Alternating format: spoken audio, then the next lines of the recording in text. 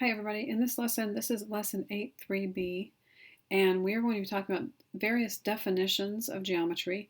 We covered all of these at the very beginning of the year, and so we're kind of going back to relearn them and remember them, and we're going to use them in proofs.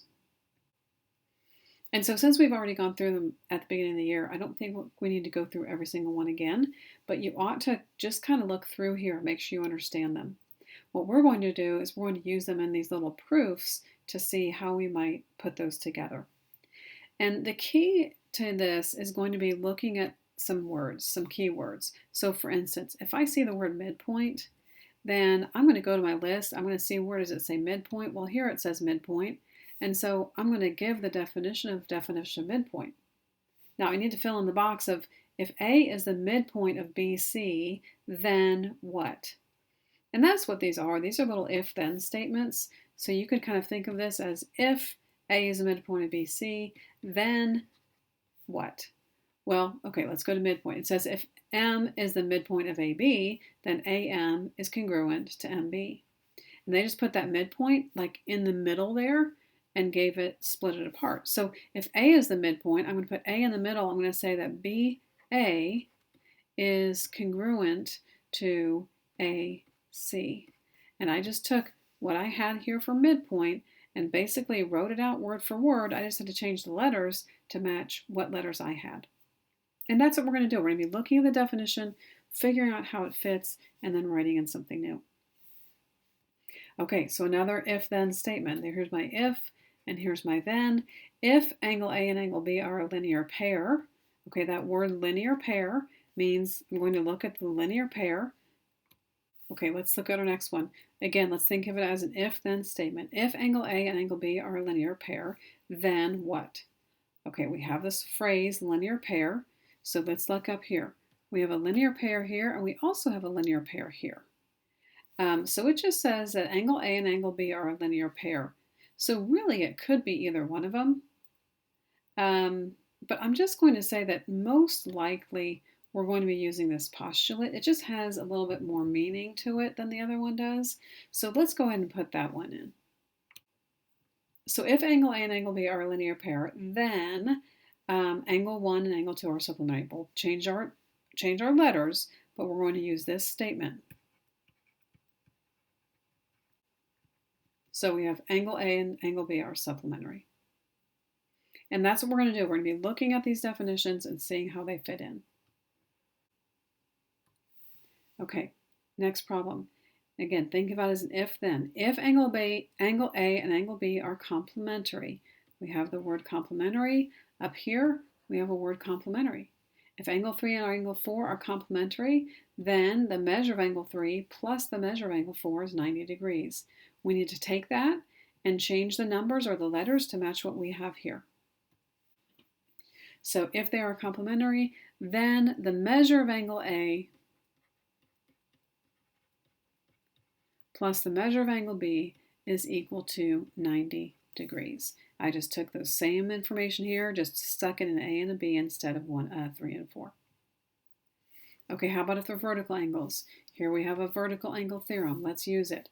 If they are vertical angles, then they are congruent to each other. So we have A and B are vertical angles, same exact letters and everything, we just have to put it in here. Angle A is congruent to angle B, and that's the vertical angle theorem. The idea is that these little if-then statements are going to be pieces of bigger proofs that we're going to do later. So we're thinking of if this, then what? If this, then what? So we're just trying to think of how to finish that if-then statement.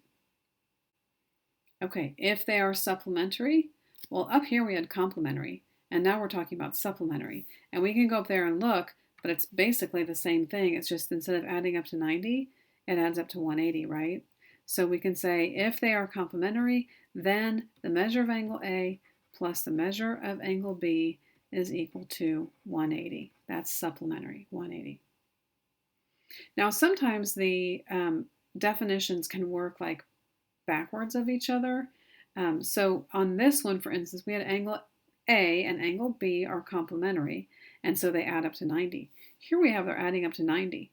Well, we can use that same reason, definition of complementary angles, and just kind of work it backwards. So we could say If this is true, then angle A and angle B are complementary. Remember, complementary is 90 degrees, supplementary is 180 degrees. Okay, a couple more here. Definition of congruence. Let's look up and see what is the definition of congruence. This one actually appears quite a bit, so I think it's worth our looking at. If two figures are congruent, then their measures are equal. So it's just changing out the congruent sign for an equal sign. So if these are equal to each other, then we can change it out for congruent. So we're basically going to have the same thing, except we're going to put an angle segment, a segment over here, and we're going to call it congruent instead of equal. That's what congruence means. Segment addition postulate. We ought to go back up. We actually used it a minute ago, I think. If A is between R and S, you don't have to draw this, but let me just show you what's going on here, because sometimes if you have a diagram, it's easier to see. Okay, if A is between R and S, then actually I don't think we have done this. Let's take a look. Segment addition postulate right here says if it's between them, then BA plus AC equals BC. Let's take a look at what we have. So we could say RA plus AS is equal to RS. All right. We've got something similar with angles. And once again, I think it's going to help if we draw a diagram. So let's say I have this angle. This is angle A, B, C. Remember, we always go in order and the vertex is in the middle. And it says D is in the interior. So now I'm going to put a point D over here. And so now the angle addition postulate says that angle ABD plus angle DBC is equal to angle ABC. We just basically split it up. That's all we did. We just split it up. And that's what the angle addition postulate says. This angle plus this angle is equal to the whole thing. Okay, right angle. Let's take a look at the definition of a right angle. So what I did here is I looked and saw that was 90 degrees. We have a couple things for 90 degrees, right angles and complementary. Let's take a look if there's anything else. So as I look through here, I'm looking for 90 degrees, 90 degrees, 90 degrees. Here is a 90 degrees. And here is a 90 degrees. But this one is we have two things being added together, whereas this one is just a single thing all by itself. So if it's a right angle, then it equals 90 degrees. And so again, we're going to have to kind of go backwards because there's nothing else to go with it. So we're just going to have to say that angle A is a right angle. Okay, if then. If the measure of angle A is 90 degrees, then it's a right angle. That's the definition of a right angle. It doesn't really give you a whole lot in that case, but each of these is like a little baby step, okay? Like little steps along the way, little if-then statements that will help us create larger arguments later on. Let's turn the page. Okay, quite honestly, I don't know if this is 8b4 or still 8b3, but we're just going to go through it. We have a couple more theorems here, well, definitions and things like that. First of all, I will say, because I just said this a second ago, we have different things in geometry. We have definitions, we have theorems, and we have postulates. There are even others more than that. There are axioms and all sorts of things.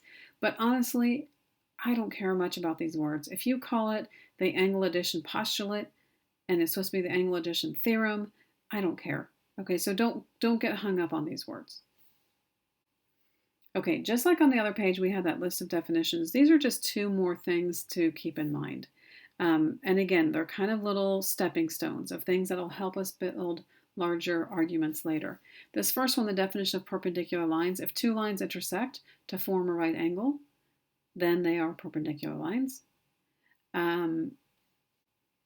And all right angles are congruent. So if you have two right angles, then they must be congruent. given that the measure of angle 3 plus the measure of angle 4, so again, when we make our proof, that's going to go my first step. That's an easy point to get. The last thing goes in my last step. That's an easy half point to get, okay? So now we just have to figure out, okay, how do these connect? And so we think of them as if-then statements. If the measure of angle 3 is equal to the measure of angle 4, then what? Well, somehow we have to start getting into B's and D's. So up here we're at 3's and 4's. We need to get to B's and D's. So maybe we could say if measure of angle 3 is equal to the measure of angle 4, then, okay, we could look at this as if the measure of angle 3 is equal to the measure of angle 4. Well, we're trying to get to B's and D's and ABC's, but we have these angle 3 and angle 4. But you know what? I think I'm going to go over to congruence. That I don't really want the measure necessarily. I want to know that angle 3 is congruent to angle 4. And that's the definition of congruence. Okay, the definition of congruence says if two things are equal, then we can say they're congruent. Okay, now the angle bisector says if AB bisects CAD, then CAB is congruent to BAD. So we have the congruent part. Now we need to get to the bisector part. And so now this is the definition of an angle bisector. So we're just kind of building. On the last page, we were just having 2 steps. Now we have 3 steps. If these are equal, then they're congruent. If they're congruent, then that's a bisector. That's the definition of angle bisector. Let's try another one. This time we have a segment. So J is the midpoint of MW. Let's look at the definition of midpoint. It says if it's the midpoint, then the 2 pieces are congruent. So we could say that MJ is congruent to JW. Why? That's the definition of a midpoint. I also want to put my given up here because that's an easy point that I'm going to miss if I don't put it in there.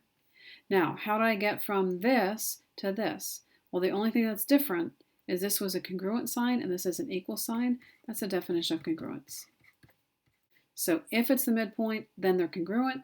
If they're congruent, then they're equal. If then, if then. Next one, we're going to put our given in there. Measure of angle 3 is equal to 90 degrees. On my diagram, I might even draw it in there. And you know what, going back a step on this last one, sometimes it helps to like put that in there as well. Remember, those are the markings that show they're equal to each other or congruent.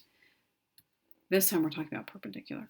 Okay, if the measure of angle 3 is 90 degrees, then something, and then we want to get to their perpendicular. Let's go back and look at our definitions and see what do we have that talks about perpendicular, what do we have that talks about right angles, and actually at the top of the page, we have this thing up here that talks about perpendicular and right angles.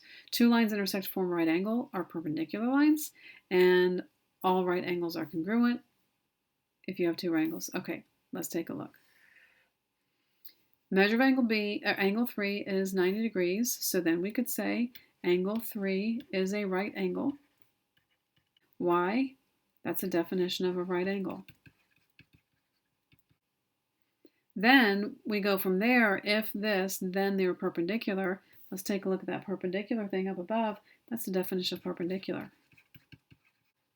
Okay, the definition of perpendicular lines says if the 2 lines intersect to form a right angle. They did, they intersected, they formed a right angle. So if, then, if, then.